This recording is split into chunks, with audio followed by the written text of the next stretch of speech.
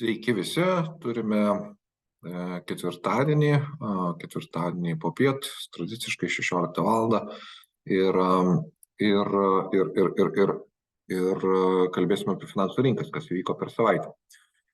Tai savaitė, nepaisant praėjusios savaitės, sakykime, karštų įvykių, atrodo, kad pakankamai rami, bet iš kitos pusės politiškai turbūt viskas sukasi apie tas pačias problemas, kurios iškilo Izraelyje. Problemas, sakykime, kurios yra Ukrainoje, problemas, kurios visam regione yra iškilusios ir netgi šiandien dienai neramastingai žiūrime į protestus Prancūzijoje, bei kur galbūt jie kažkiek tai įprasti yra, bet kas liečia Vokietiją, tai iš tiesų stebina, kokie yra protestai tiek už, tiek prieš Izraelį, Palestiną ir panašiai. Tai pasaulis tikrai nejuda link santarvės arba kažkokio tai labai tinkamo kelio. Ir pasižiūrėjau tiesiog antraštės, grubiai paėmė, atsidarai Bloombergo terminalą ir Bloombergo puslapį ir kas tenais yra. Tai Izraelis, parama, skaidymasis, panašus dalykai ir iš tiesų tai nėra labai gerai.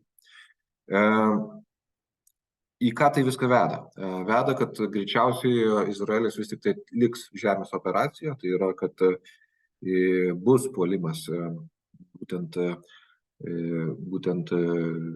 Palestiną, naikinant Hamas grupuotę. Ir laukiama tiesiog prie sienos tol, kol bus duotas leidimas. Kodėl laukiama? Laukiama turbūt atsakymas, aš pats bandžiau surasti atsakymą savo, kodėl yra laukiama. Bet greičiausiai yra tai, kad yra virš 100 įkaitų ir tiesiog Izraelis laukia, kada išsispręs su įkaitais klausimas. Tai vyksta greičiausiai derybos. Taip pat galimai, pavyzdžiui, jeigu įkaitai žūtų, tada ta ataka prasidėtų. Tai esame turbūt savaičių laike, kai aktyvesni veiksmai prasidės. Kitas dalykas, šiek tiek raminantis, kai ir praeitą kartą sakiau, tai yra vis tik tai kariniai konfliktai finansų rinkas įtakoja labai ribotai arba ribotumą apimtimi ir tas matosi net ir šiandien. Nes pasaulis vis toliau supranta, kas vyksta aplink. Iš įdomesnių dalykų vis tik tai investuotojai traukiasi į saugesnius vandenis kažkiek tais ir paskutiniam savaitėm Jungtinių Amerikos Valstijų 10 metų obligacijos pakilo beveik iki 5%. Paskutiniam keliam dienom buvo nedidelis susitraukimas, bet vis tiek siekia šiandien dienai 4,9%. Tai pajamingumas yra išties aukštas. Ir tai rodo, kad investicinis kapitalas jisai visai su malonumu norėtų būti šiame instrumente ir gauti savo beveik 5% arteinančius 10 metų. Tai populiarumas obligacijų iš tiesų didėja ir labai tikėtina, kad obligacijos bus tas finansinis instrumentas, kuris po ilgos pertraukos grįžta į rinką. Iki šiol mes jo praktiškai nematėme. Lygiai taip pat ir mūsų kompensuoja investiciniai fondai, manau, kad po truputį pradės didinti savo pajamingumus ir galėsime matyti, kad ir netgi labai saugus arba anksčiau mažiau patrauklus instrumentai pradeda generuoti vis didesnės grąžas. Įdomumo dėlei pasižiūrėjau Lietuvos obligacijų pajamingumą, tai džiugu pasakyti, kad šiandien dienai mes skolinamės pigiau negu Jungtinės Amerikos Valstijos. Ir mūsų skola, 10-metė skola Lietuvos kainuoja 4,4%. Tai visgi netgi ir Lietuvai skolinant galima uždirbti virš 4%, kas yra ilguoju periodu virš infliacijos. Tai situacija yra tikrai įdomi, kurios jau turbūt nesu matęs 10 metų. Tai iš tiesų vėl grįžta nauji instrumentai, tiksliau seni instrumentai grįžta naujai ir vėl galima jais prekiauti ir iš jų uždirbinėti.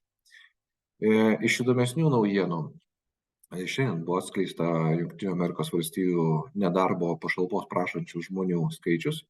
Jų buvo per savaitę 198 000 ir tai, kas yra įdomiausiai, buvo žemiausias skaičius nuo pačių metų pradžios. Tai šiais metais tiek mažai bedarbių arba žmonių, kurie neteko darbo ir nori pašalpos, nebuvo. Ir čia suoponuoja situacija, kad vis tik tai žmonės turi darbus, tas, kas nori dirbti, gali dirbti, ir problemų, tokių esminių problemų, kur nėra pinigų, nėra pajamų, nėra galimybės atsiskaityti už kreditus ir taip toliau, jos pagrindiniai pasaulio ekonomikoje nėra. Ta situacija jinai gerėja. Ir šis skaičius beje buvo gerokai geresnis negu analitikai tikėjosi, tai yra keliasdešimt tūkstančių žmonių. Ir tai yra vos savaitės pokytis. Tai nepaisant palūkanų kėlimo, nepaisant ekonominių iššūkių, ekonomika važiuoja, o kadangi mes esame investuotojai, tai investuotojams tai yra gera žinia. Per savaitę euro kursas praktiškai nesikeitė, kaip ir sakiau, euro dolerio atžvilgiu tai yra 1,05, praktiškai 10 cento dalimis keičiasi kursas, bet esminių pokyčių nėra, labai rami savaitė, nėra kažkokių didelių judesių. Įdomesnis dalykas dujos šiek tiek piktelėjo, ne šiek tiek, bet reikšmingai, krito žemiau 50 eurų už megavatą. Ir pagrindinės priežastys yra tos, kad yra suprantama, kad Estijos jungtis tarp Estijos ir Suomijos nutraukimas, yra problema, bet tai nėra didžiulė problema. Orai atrodo šiltesni negu turėtų būti, tai reiškia suvartojimas taip pat kritęs. Ir rizikų šiame kontekste irgi matoma vis mažiau. Tai kaina po truputį leidžiasi, jinai yra aukštesnė, įdėjau labai trumpą grafiką, nes ilgame grafike mes nematome tų pokyčių. Tai nuo rugsėjo pabaigos ta kaina iš tiesų yra biškai truputį šoktelėjusi, tačiau bendrai paėmus yra 3-4 kartus žemesnė negu buvo prieš metus. Tai situacija gerėja netgi ir lyginant labai trumpą, vos kelių savaičių periodą, situacija yra daug geresnė negu lyginant prieš metus. Ir pasiekmė elektros kaina darbo dieną Lietuvoje ir Baltijos šalyse yra 94 eurai už megavatą arba 9,4 cento už kilovatą. Ir elektros kaina išlieka labai labai žema. Tai kalbėjome apie tai prieš savaitę ganėtinai išsamiai, bet situacija iš tiesų yra puikiai, sakyčiau, Lietuvoje. Mes mokame maždaug Europos vidurkį. Aišku, žiūrėdami skandinavus galime varvinti seilę, kiek galėtų elektra būti pigesnė, bet pokyčių čia vėlgi didelių nėra, tai ir Lietuvos ekonomikai iššūkiai mažėja. Dabar naftos kaina, kuri šoko paskutiniu metu dėl karo Izraelyje, išliko stabili. Tai pašokus virš $90, didesnių viražų nėra, atvirkščiai, netgi šiandien matomas susitraukimas virš procento. Tas tiesa susitraukimas yra vėlgi kylančios įvairios baimės dėl ekonomikos, bet kažkokių reikšmingų dalykų turbūt negalima rasti. S&P 500 malasi visiškai apie 4300 punktų, didelių pokyčių nėra. Ambicijų pakilti kol kas irgi nėra. Skelbiami veiklos rezultatai, nes jau esame spalio pabaigoje, jau gauname 3. ketvirčio veiklos rezultatus, jie yra ganėtinai sumaišyti. Technologinės kompanijos toliau demonstruoja puikius veiklos rezultatus. Tai šiandien buvo Netflixo pranešimas apie tai, kad didžiausias kiekis naujų vartotojų pasirašė sutartis per visą istoriją ir tai kainą palaiko. Baimės dėl Izraelio kažkiek jos yra, bet labai reikšmingai, kad jas galėtume matyti, turbūt, kad negalime kalbėti apie tai.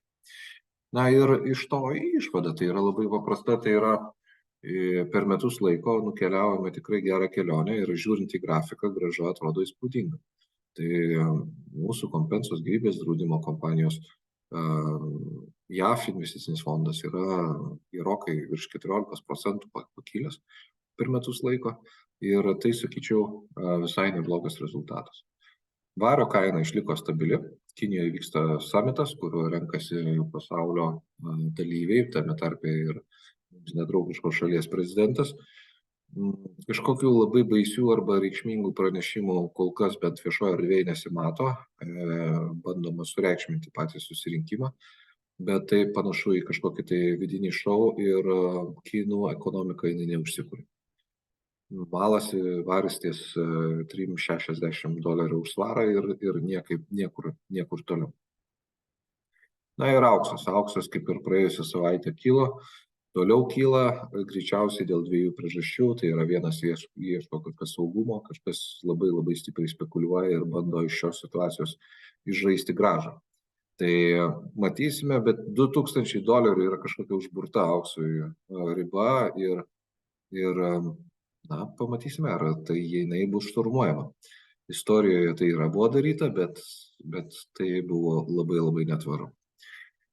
Kitą savaitę pasimatysime jau 175 kartą. Neįtikėtina, bet 175 kartą spalio 26 dieną 16 valandą. Ir žvelgsime toliau, kas vyksta mūsų aplinkoje, kaip tai keičia investicinę aplinką. Bent kol kas iš tiesų atrodo, kad pasaulis ritasi destrukcijos keliu, bet ta destrukcija neveikia finansinio sektoriaus. Tai finansinis sektorius išlieka stiprus ir stabilus. Vėlgi priminsiu, kad mus galite sekti Facebook'e, YouTube'ės kanale ir labai malonu, kai paliekate laikus, komentarus ir visus panašius dalykus. Džiaugiamės, kad investuotojų spektras arba investuotojų bendruomenė plečiasi ir daugiau žmonių matome besidominančių. Tai tiek šiandien, laikas klausimams, stabdau įrašymą.